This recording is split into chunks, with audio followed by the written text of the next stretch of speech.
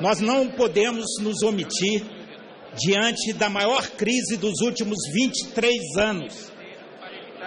Os tempos são nebulosos e quem deu a senha foi ninguém mais, ninguém menos que o vice-presidente da República, Michel Temer, que numa palestra segunda-feira para empresários, num ato de sincericídio,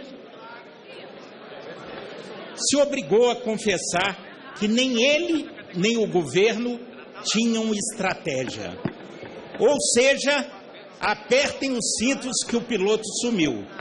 Se o copiloto, o vice-presidente da República, diz que não há uma estratégia para a crise brasileira, é porque nós estamos numa nau sem rumo.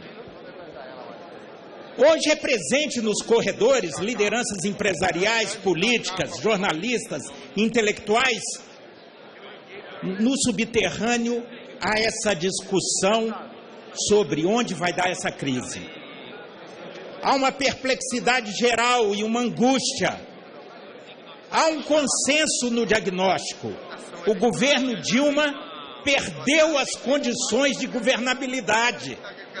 Não tem o apoio no Congresso, não tem o apoio na sociedade, não tem iniciativa, liderança e se perdeu num cipoal confuso de iniciativas contraditórias. Não bastando isso, o próprio governo, mesmo diante da Lava Jato, a maior crise moral e ética do Brasil, o maior escândalo da história, diante de uma crise econômica profunda, o governo ainda produz, ele mesmo é proativo no sentido de criar agendas negativas. A própria presidente, nos seus improvisos, enriquece a matéria-prima para as redes sociais, desgastando a sua autoridade com discursos e afirmações desconexas, descosturadas, que tornam a presidente agora uma caricatura de si mesmo. Mas a última semana abriu com os resultados do PIB do segundo trimestre. O PIB agrícola, âncora verde, que estava sustentando o Brasil, apareceu negativo.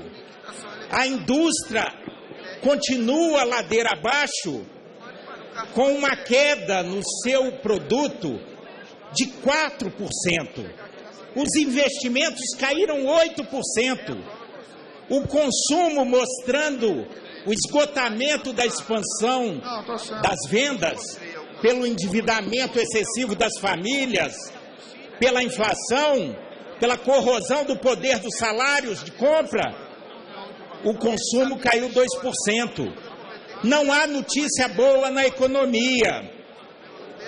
E aí, diante de um cenário estruturalmente problemático, apontando por uma crise duradoura, com uma recessão contratada já para 2015, 2016, quiçá 2017, o governo, não satisfeito com a complexidade da crise moral, ética, política e econômica, cria novas agendas negativas.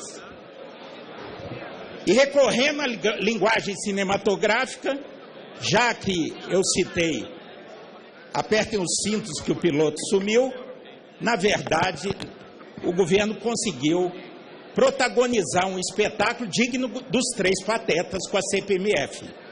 No espaço de 72 horas, sem comunicar o coordenador político do governo, sem dar ciência ao próprio coordenador econômico, o ministro da Fazenda, que foi pego de surpresa, lançaram um balão de ensaio desastrado com aumento de carga tributária numa sociedade que não admite aumento de impostos, até porque não vê qualidade nas políticas públicas e é refratária, está indignada com a crise da corrupção, com o mau uso dos recursos públicos. O governo, em 72 horas, cria uma agenda negativa, alimenta a roda da crise e, diante da reação política e das lideranças empresariais recua, aguçando a falta de confiança nesse governo. O governo não tem rumo, não tem estratégia, como disse o próprio vice-presidente da República.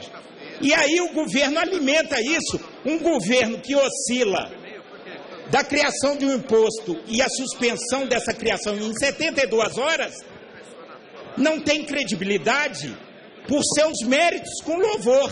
Faz tudo para não ter a confiança dos investidores, do mercado e da sociedade.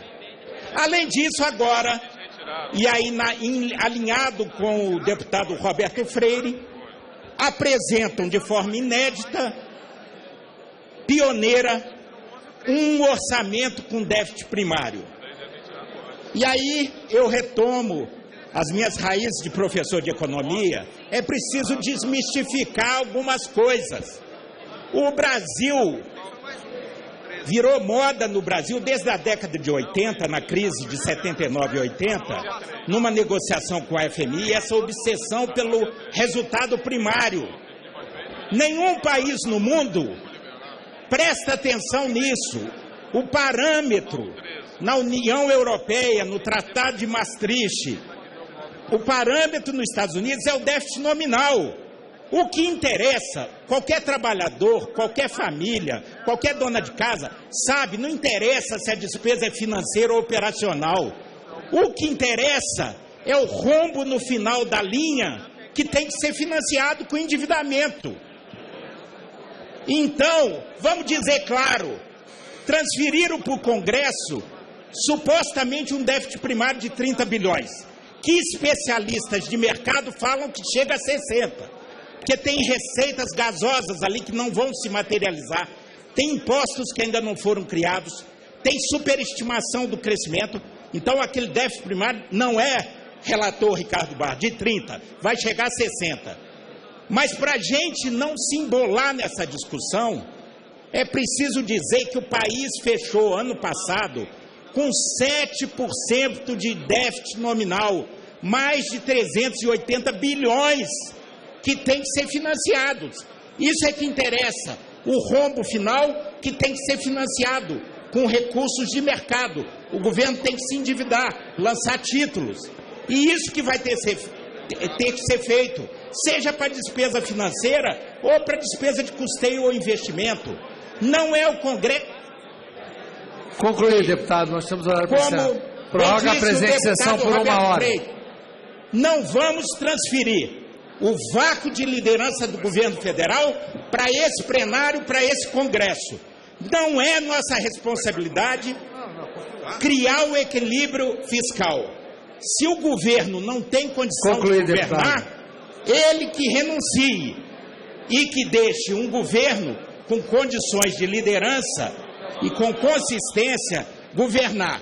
Porque o orçamento equilibrado, austeridade fiscal, equilíbrio fiscal é tarefa no Brasil, no presidencialismo forte que nós temos, é tarefa do governo federal. Como disse Michel Temer, infelizmente não há estratégia, nem dele nem do governo. Nós estamos numa nau sem rumo, no mato sem cachorro, sem bússola e sem bússola e sem estratégia. Obrigado, presidente.